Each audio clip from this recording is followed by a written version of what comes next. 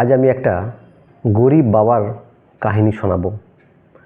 এক গরিব বাবা তার মেয়েকে বলল, তুই যদি মাধ্যমিকে খুব ভালো রেজাল্ট করিস তাহলে তোকে শহরের নামকরা রেস্টুরেন্টে নিয়ে গিয়ে খাওয়াবো। কয়েকদিন পর রেজাল্ট বেরোলো, মেয়েটি মাধ্যমিকে জেলার প্রথম হয়েছে। তারপর ওই রেস্টুরেন্টে কথা মতো বাবা নিয়ে গেল এবং ওয়েটারকে ডেকে একটা বিরিয়ানির অর্ডার করলেন। তখন ওয়েটার জিজ্ঞেস করলেন যে আপনারা তো দুজন আছেন, একটা বিরিয়ানি কেন? তখন ওই গরিব বাবা বললেন যে দুটো কেনার মতো আমার সামর্থ্য নেই, তাই আপনি একটাই দেন। তো ওয়েটার ভেতরে গেল এবং তার মালিককে গিয়ে বললেন যে স্যার, একজন গরিব পিতা এসছেন তার মেয়েকে নিয়ে, যার মেয়ে আমাদের জেলার মধ্যে প্রথম হয়েছে, তো তার সামর্থ্য নেই দুটো বিরিয়ানি কেনার। তো আমার বেতন থেকে আপনি যদি আরেকটা বিরিয়ানির ব্যবস্থা করে দেন তাহলে আমি খুবই উপকৃত হতাম।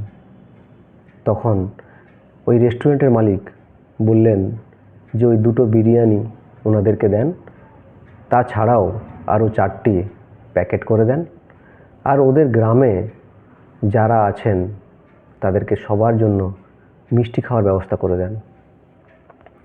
তারপর যখন ওয়েটার খাবার নিয়ে এলো, তার বাবা বললেন, আমি তো 1 প্লেট অর্ডার করলাম, আপনি দুটো নিয়ে এলেন কেন? তখন বললেন, আজকের পার্টিটা আমাদের রেস্টুরেন্টের মালিক দিচ্ছেন। মেয়েটা খুব খুশি হলো এবং আনন্দও পেল।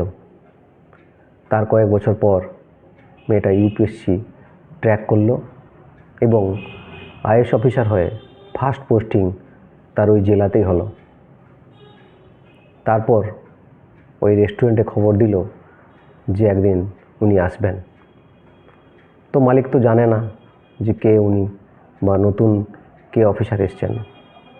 তারপর তার বাবাকে নিয়ে ঢুকলেন ওই রেস্টুরেন্টে এবং ওই মালিককে পরিচয় দিলেন যে সেই দিনের সেই গরিব বাবা যে আপনার রেস্টুরেন্টে আমরা এসেছিলাম, তারাই আজকের আমি।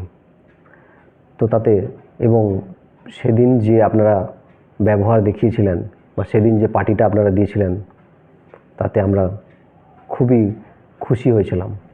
আর আজকে যে পার্টিটা দেব সেটা আপনার এবং আপনার রেস্টুরেন্টে যারা আছেন